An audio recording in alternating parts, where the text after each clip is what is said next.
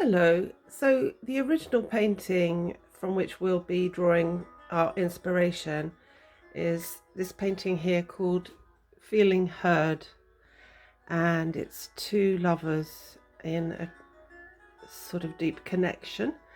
And the painting's quite small, and I've had a couple of requests by people to make a painting that's larger. And so what I thought I'd do was to make the painting and also film it. So these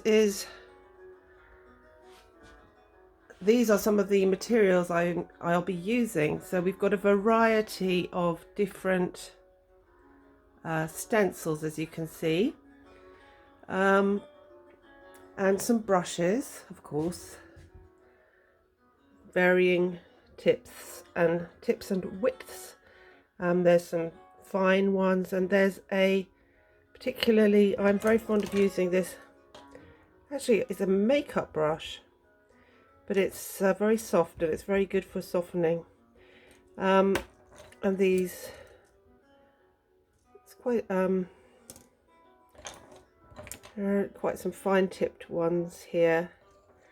I don't use very large brushes on the whole. And I've got a variety of different paints, different makes. I try to use fairly good makes like Daler Rowney or Winsor & Newton or Golden. And there are some more over here. I used a lot of earth tones in this. So we're going to be using burnt umber, yellow ochre, cadmium yellow, white and red.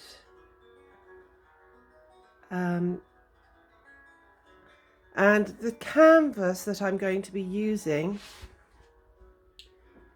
is this one here, and it is quite considerably larger, and it measures 20 inches by 16 inches, and in centimeters that is 40 centimeters by 50 centimeters. So it's already stretched and primed and ready to go. And so I'm going to take my first colour in a moment, which is, I've got burnt umber, and I've got a larger tube of it, which I'm going to be using. Here it is. So that's just to lay the background colour. Okay, so I've popped on some of the burnt umber straight from the tube onto the canvas.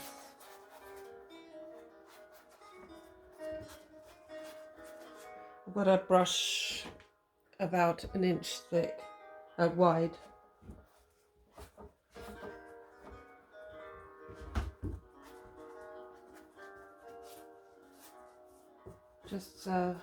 And I also paint the edges as I go, just to make sure they're nice and covered with paint.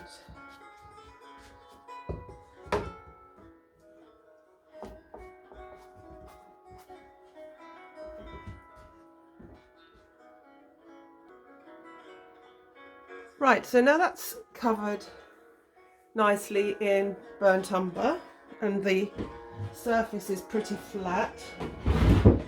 I'm going to take my white paint and my stencil.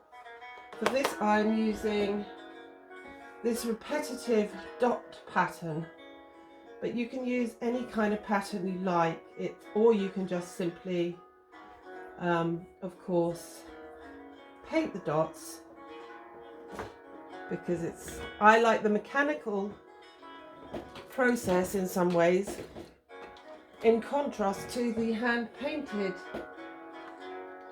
aspect of the figures.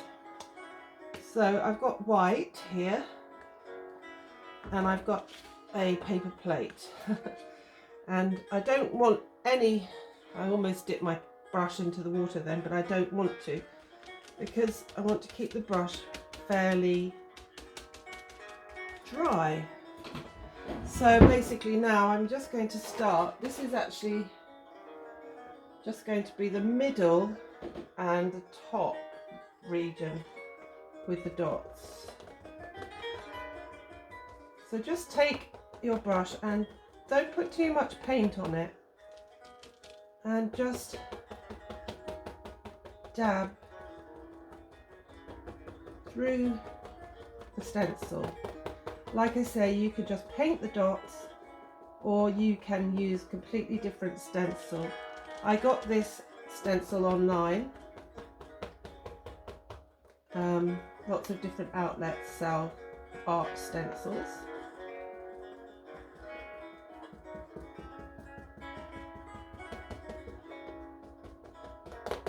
You don't have to be too perfect about this, it's just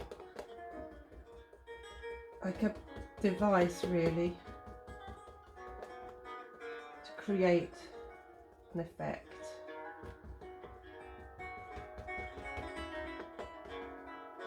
Now, there you go, lift it up and move up the canvas. Try to not let it be too blocky, so just overlap a little. And it really doesn't matter if it's not perfect. As you can see, mine's quite... I've already put a thumbprint on. It doesn't matter. Don't be too precious about it. It's paint and it can all change.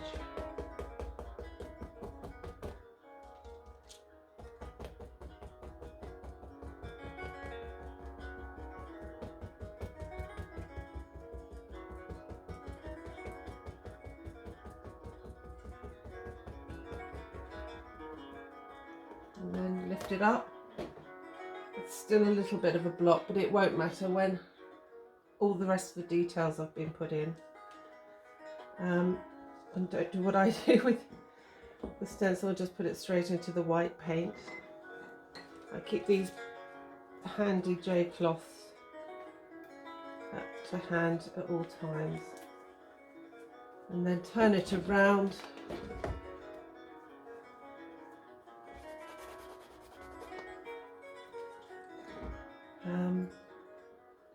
I've got another one of these.